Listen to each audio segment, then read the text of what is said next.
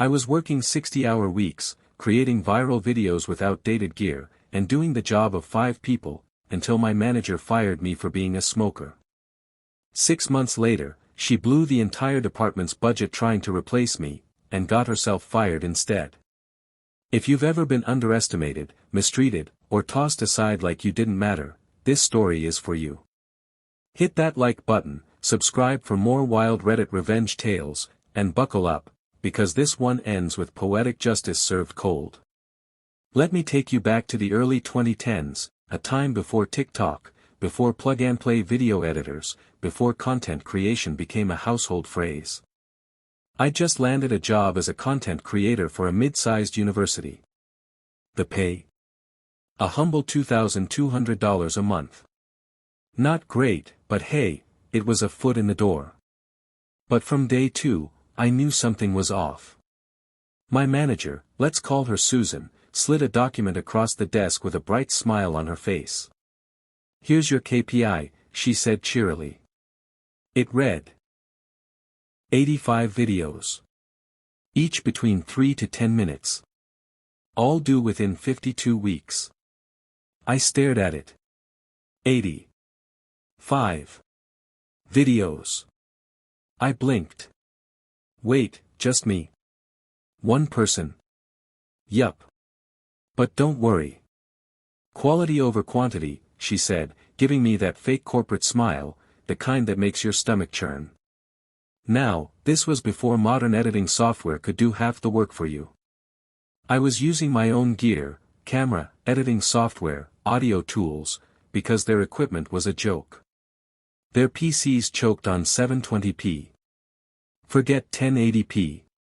I had to do it all: scriptwriting, filming, casting, sound, editing, even composing music, because they were too cheap to pay for a royalty-free subscription. Still, I dug in. I worked hard. I was putting in 60-hour weeks, sometimes 6 days straight. I skipped weekends, skipped birthdays, skipped everything. I wanted to prove myself. And at first, Susan seemed supportive. She'd drop by, smile, ask how it was going. But then, everything changed. One day, in a casual conversation, I mentioned that I smoked. The look she gave me, it was like I'd confessed to a felony. Cold. Disgusted. The next day, she started nitpicking. "You smell like smoke after breaks. You're late by 10 minutes. You weren't answering your phone during lunch. Never mind that I was doing 4 hours of unpaid overtime every day. Never mind that my videos were crushing it, garnering the highest views on their entire YouTube channel. Nope. None of that mattered." 5 months in, I got called into the director's office. Susan was there, sitting stiff in the corner, fake frown plastered across her face. "Your progress is disappointing," the director said. "You've only completed 30 out of 85 videos." I felt my throat tighten. "I've been working non-stop," I replied. "I've been doing everything myself, and these videos are outperforming everything on your channel." Susan interrupted with a smug little snort. "Well, we'll hire a professional production house to finish the rest." The director nodded slowly. "Manager will take over and handle it." Right then, something clicked. Because you know what? I was the only person in that office who had connections to video production companies. Part of my job had been maintaining a database of production houses for outsourced work. So I went back to my desk. Took a deep breath. And changed everything. I scrambled every contact in that database: wrong phone numbers, broken emails, outdated addresses. Except one. One company. Run by a close friend of mine who had just started directing. I called him up. "Want to fast-track your career?" I asked. "And help me teach a lesson to the people who just fired me?" He was in. So was his general manager. I coached him, step by step, on how to pitch exactly what the university wanted. I even gave them samples of my past work so they could mirror the style, the tone, the themes, everything. 2 days later, they got the call. They walked in and nailed the pitch. The director and Susan were blown away. "This team just gets us," they said. Of course they did. And guess what? That professional production house charged what actual professionals charge, 2 to 3 times my monthly salary per video. They finished the remaining 50 videos in 4 months. And I sat back and collected my 15% finder's fee, a sweet chunk equal to about 15 months of my old salary. I used that money to go on a vacation in Bali, then enrolled in a prestigious overseas film school. Life was finally good.